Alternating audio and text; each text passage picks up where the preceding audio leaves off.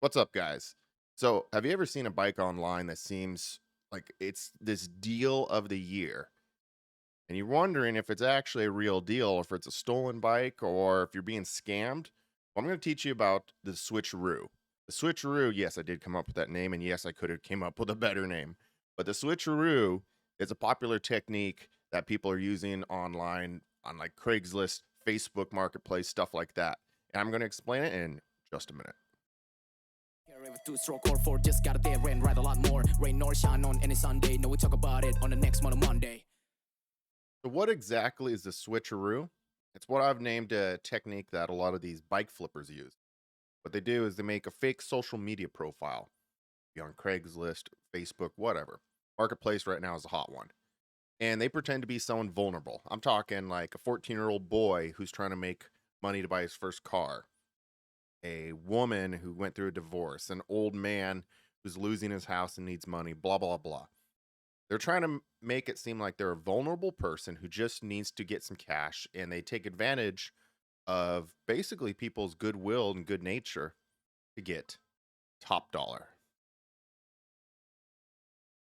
Now, once you guys have talked back and forth and you feel sorry for them, you make a deal, whether this goes for buying and selling. You make a deal, you go meet them, suddenly on that day, they can't make it, and their uncle or some other relative will meet you. That's the actual person you've been talking to. He shows up, or she, and finishes the deal, but you've already committed to maybe paying top dollar for a bike, not knowing that it wasn't actually a 14-year-old kid or a divorced woman that is selling it. It's just this dude over here who's got 20 or 30 bikes all for sale. So that's a little unethical, but that's bike flipping. That's kind of how they do it. And maybe I'll go more into detail on this later, but how to spot a stolen bike is to first spot how the bike flippers sell their bikes. People stealing them are just not as good at it. Now, the title thing, does it have no title? That's red flag number one. However, dirt bikes happens all the time. It's literally a super common thing for any bike over a couple years old because a motocross racer doesn't need a title. They don't need a title to go race. Half my bikes, I don't know. I'd have to go dig through. I don't know if I have a title on them. Like, it's just a thing. Street bikes, run. Just run. It's don't even touch it. Dirt bikes, in my opinion, happens all the time. More than half the bikes at the track, their titles have been lost who knows where.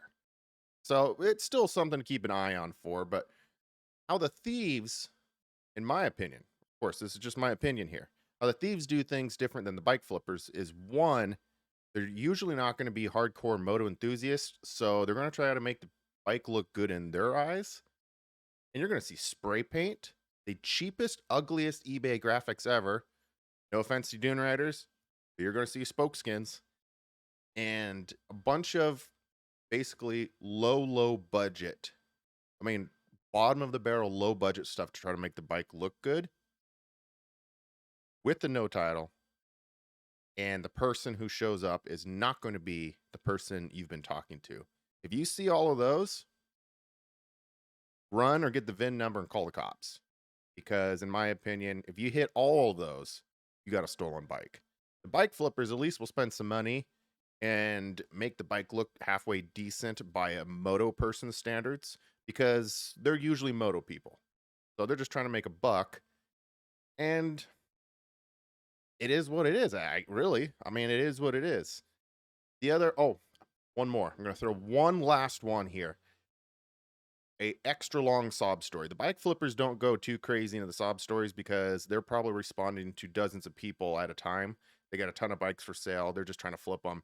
They don't go into detail. If it's a stolen bike, I've noticed they will send you 5 paragraphs, like paragraphs of their sob story.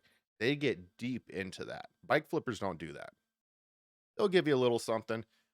The thieves, the guys who actually stole a bike, they're going to give you the biggest, longest sob story ever. So put that down as number 4. So this is from my personal experience. I have ran into stolen bikes. I've reported stolen bikes. I've had my bike stolen. And I've bought bikes with titles, without titles. Thankfully, knock on wood, I have not bought a stolen bike yet, but I have definitely went to meet them and noticed all the red flags. So those are some of my red flags. Maybe I'll go into more detail later because there's a bunch of other stuff too, but I'm trying to keep this one a little short. Hopefully you guys can keep your bikes locked up and not have them stolen, and also watch out for your fellow riders when you run into a bike that might be stolen. So hope it helps. Hope you guys have a good day. Out.